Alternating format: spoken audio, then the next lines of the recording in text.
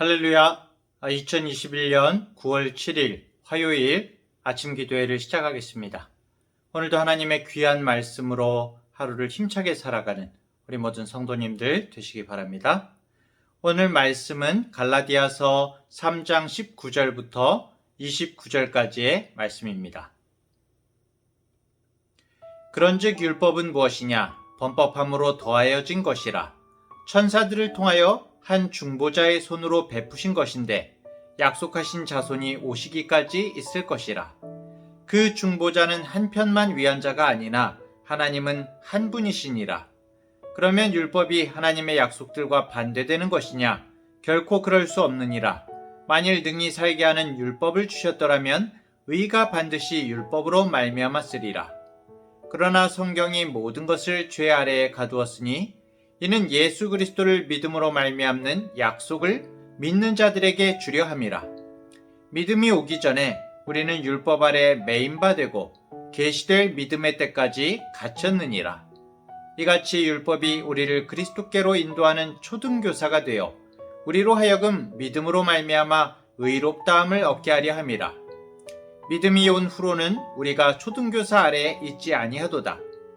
너희가 다 믿음으로 말미암아 그리스도 예수 안에서 하나님의 아들이 되었으니 누구든지 그리스도와 합하기 위하여 세례를 받는 자는 그리스도로 옷 입었느니라. 너희는 유대인이나 헬라인이나 종이나 자유인이나 남자나 여자나 다 그리스도 예수 안에서 하나이니라. 너희가 그리스도의 것이면 곧 아브라함의 자손이요 약속대로 유업을 이을 자니라. 아멘. 갈라디아서 3장 4장 말씀은 믿음을 통하여 의롭다함을 받게 되는 이신칭의를 강조하기 위해서 율법과 언약을 대조해서 말씀하고 있습니다. 이것은 갈라디아 교회 사람들이 거짓 교사들의 그 율법주의 구원론의 가르침에 현혹되었었기 때문이죠. 사실 성경에서 율법을 지킴으로가 아니라 믿음으로 의롭게 되는 것을 보여주는 가장 좋은 예가 누구일까요? 바로 아브라함입니다. 유대인들은 아브라함을 그들의 조상으로 여기고 있습니다. 그런데 아브라함은 유대인인가? 라고 묻는다면은 그럴까요? 질문하면 그 대답은 아니지요. 엄밀하게 말하면 유대인이라는 말은 야곱의 12아들 중에서 넷째인 유다에서 나온 말이거든요. 유다 지파에서. 아브라함은 그 유다의 증조 할아버지입니다. 자, 그렇다면 아브라함은 이스라엘 사람인가? 라고 물으면 그 대답 역시 아니지요. 아브라함의 고향이 갈대아 우르거든요. 지금의 이라크 남쪽입니다. 예루살렘에서 갈대아 우르까지 1600km가 넘거든요. 아브라함은 이방 땅에서 가나안으로 온 이방인이었습니다. 그가 가나안에 와서 이스라엘 사람이 되었고 유대인의 조상이 된 것이죠. 그리고 아브라함은 모세가 시내산에서 율법을 받는 것보다도 약 500년 전의 사람이었습니다. 율법과도 완전히 무관한 거죠. 그 아브라함이 하나님을 믿었고 하나님께서는 그를 의롭다고 여겨주셨습니다. 오직 믿음으로인 거죠. 갈라디아 교회의 율법주의 문제에 대해서 바울은 갈라디아서를 통해서 아브라함의 자손으로 오신 예수 그리스도를 믿는 믿음만이 구원을 얻게 한다고 다시 한번 이야기를 하고 있습니다. 자, 그렇다면 도대체 하나님께서 율법이란 것은 왜 주신 걸까요? 구원은 믿음으로만 가능한데 왜 율법이 성경에 나타나고 있는 것일까요? 19절은 율법의 이 두 가지 중요한 기능을 알려주고 있습니다. 첫째는 율법이 인간이 계속해서 범법하기 때문에 죄를 짓기 때문에 만들어졌다는 것입니다. 인간이 악을 행하지 않았더라면 율법은 만들어지지 않았죠. 모세를 통해서 하나님에게서 율법을 받기 전에 이스라엘 사람들의 삶을 보면 어떻습니까? 정말 제대로 살았습니까? 온전히 살았습니까? 그렇지 못했죠. 애굽의 죄악된 습성을 버리지 못했습니다. 그래서 율법은 인간의 범죄를 깨닫게 하기 위해서 제정된 것입니다. 율법이 주어지기 전에는 인간은 인간으로서 지켜야 할 기준을 벗어나도 그것을 깨닫지 못했던 것이죠. 죄가 죄인 줄 모르는 거죠. 율법은 죄를 깨닫게 하는 것입니다. 그리고 율법의 중요한 기능 두 번째가 뭐냐면 바로 약속하신 자손이 오시기까지 그 역할을 수행하는 것이죠. 약속하신 자손 누구일까요? 네, 바로 예수 그리스도. 어제 설명했듯이 예수 그리스도를 말합니다. 여기서 한 중보자의 손으로 베푸신 것 이렇게 말하고 있는데 하나님께서 중보자 모세를 통해서 이스라엘 백성에게 율법을 주신 것을 말하고 있는 것이죠. 자, 그래서 22절에서 성경은 여기서 이제 그러나 성경이 이렇게 나오는데 성경이 모든 것을 죄 아래에 가두었으니 여기서 말하는 이제 성경은 율법을 말하고 있는 것입니다. 율법이 모든 것을 죄 아래 가두었다. 이 말은 율법이 모든 사람을 죄에 속박시켰다는 뜻이죠. 우리가 율법을 다 지킬 수 없기 때문에 율법 아래에서는 결국 죄인일 수밖에 없는 것입니다. 사람은 율법을 통해서 죄 아래에 갇혀있는 자신의 실존을 깨닫게 되는 것이죠. 그리고 오직 예수님만이 죄의 속박에 있는 우리들을 건져내실 수 있음을 깨닫게 되는 것입니다. 이것이 율법의 역할이죠. 누구든지 예수 그리스도를 믿는 믿음이 필요합니다. 오직 예수 그리스도를 믿을 때 우리는 의롭게 되는 것입니다. 자, 그렇다면은 그 율법이 전혀 무가치한 것일까요? 전혀 필요가 없는 것일까요? 24절에 보면은 율법은 우리를 그리스도에게로 인도하는 초등교사와 같다라고 말을 합니다. 당시에 유력한 유대인들은 자기가 부리는 종 중에서 똑똑한 사람들을 골라서 자기 자녀들을 교육을 시켰어요. 어린 자녀들을 어느 정도 클 때까지 성인이 되기 청소년이 될 때까지 양육하는 사람을 세웠습니다. 그들을 이제 초등교사라고 하고 예전에 개역 성경에서는 몽학 선생이라고 이제 나오죠. 그 신분이 종에 불과했지만은 주인의 자녀를 가르치는 역할을 감당했던 것입니다.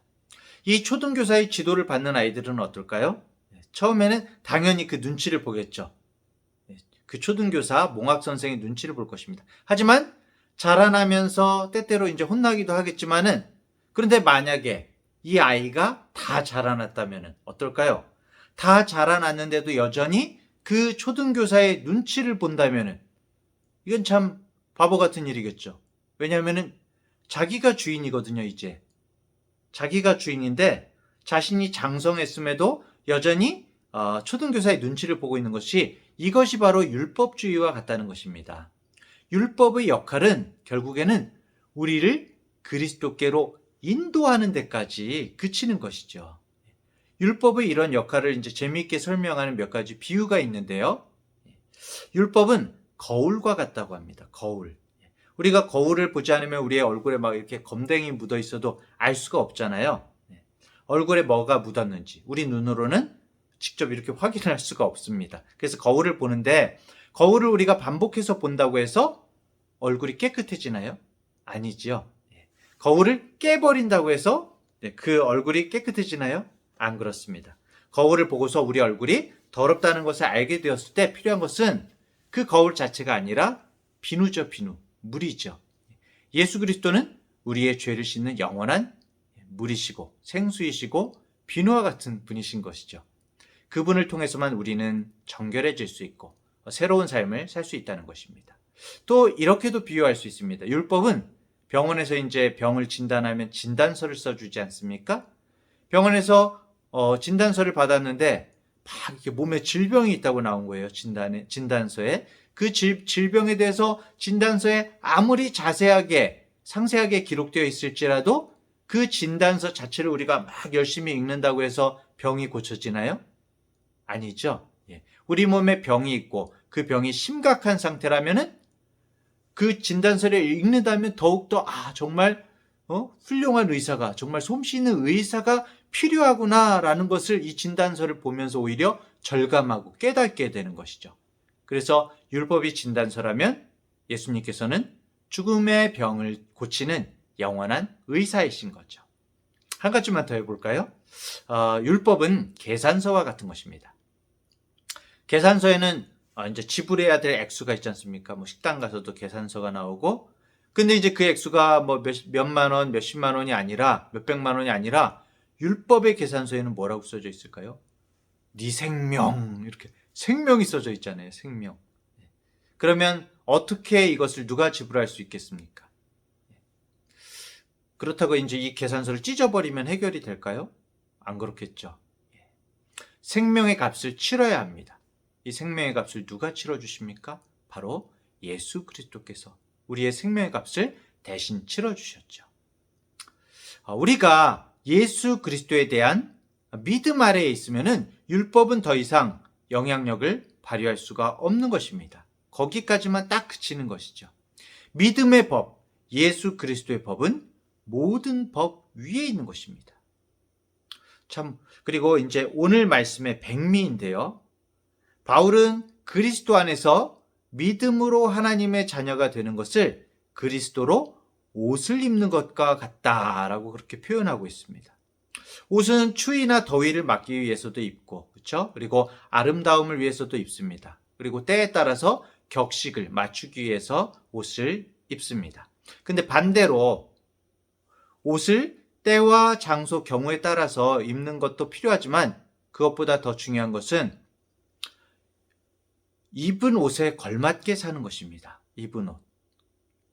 우리가 군인이 군복을 입으면 군인다운 삶이 요구가 되죠. 그렇죠? 경찰이 경찰복을 입으면 경찰다워야 하고, 의사가 가운을 입으면 의사다워야 합니다.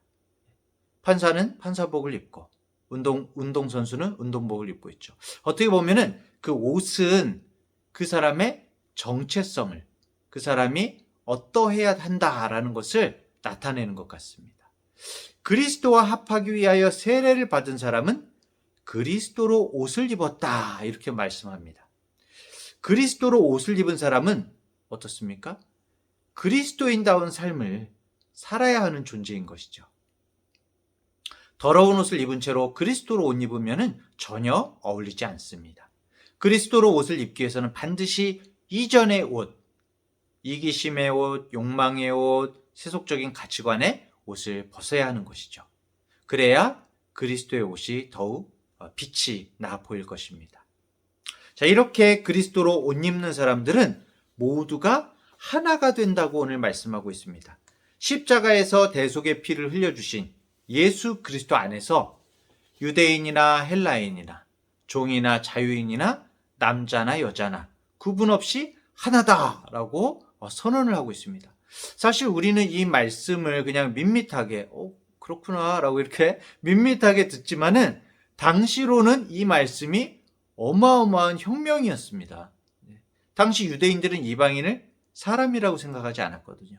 지옥의 땔감이다, 그렇게 생각을 했고요. 또 일반 자유인들은 종을 사람이라고 생각하지 않았습니다. 재산의 한 종류라고 생각했죠. 또 유대인, 우리 성경만 봐도 문화적인 부분이 나타나죠. 남자들이 여자들을 숫자를 셀 때 이게 사람에 포함을 시키나요? 그렇지 않죠. 여자나 어린아이들을 빼고 세는 경우들이 많습니다. 그런 사고가 팽배할 때에 그리스도 안에 옷 입은 모든 사람이 그리스도 안에서 하나라고 말씀하는 것은 정말 획기적인 말씀이었던 것입니다. 그렇습니다. 예수 그리스도는 모든 벽을 뛰어넘습니다. 예수 그리스도께서 그 벽을 넘어서 우리에게 오셨기 때문이죠. 사랑하는 중앙대학교의 성도 여러분, 우리는 아브라함의 자손이요 유업을 이을 자들입니다. 하나님 나라의 모든 것을 물려받을 자녀들입니다. 그리스도로 옷 입었습니다. 하나님께서 이렇게 그리스도로 옷 입은 우리를 영원토록 함께 하시며 책임지시겠다고 약속하고 계십니다. 오늘 하루도 영과 진리로 정말 주님과 동행하며 그리스도로 옷 입고 그리스도인답게 살아가는 한날이 되시기를 축복합니다. 제가 먼저 기도하고 다 함께 묵상하며 기도하겠습니다. 하나님 아버지, 우리가 하나님 나라의 백성이 되고 하나님의 자녀로 살아가는 것이 우리가 율법을 지켰거나 할례를 받았기 때문이 아니라 예수 그리스도의 십자가를 통해서 우리에게 그리스도로 옷 입혀 주셨기 때문임을 고백합니다. 주님, 바라옵나니 우리가 한평생 그리스도로 옷 입은 자녀로 살아가게 하여 주시옵소서. 율법의 옷을 다시 입는 어리석음을 범치 않게 하시고 세속적인 가치관의 옷이나 욕심의 옷을 입기보다 그리스도로 옷 입게 하시고 또 그 옷에 어울리는 삶을 살 수 있도록 주여 붙들어 주시옵소서. 때때로 그리스도로 옷을 입고 사는 것이 세상적인 시선으로 어리석게 보이고 손해보는 것처럼 여겨질지라도 그리스도의 옷이 우리를 지키며 우리의 인생을 참되게 하는 것을, 주님께서 우리를 정말 기뻐하신다는 것을 잊지 않게 하여 주시옵소서. 오늘 하루도 그리스도의 옷을 입음으로 영과 진리로 살아가기를 원합니다. 감사드리며 예수님의 이름으로 기도합니다. 아멘.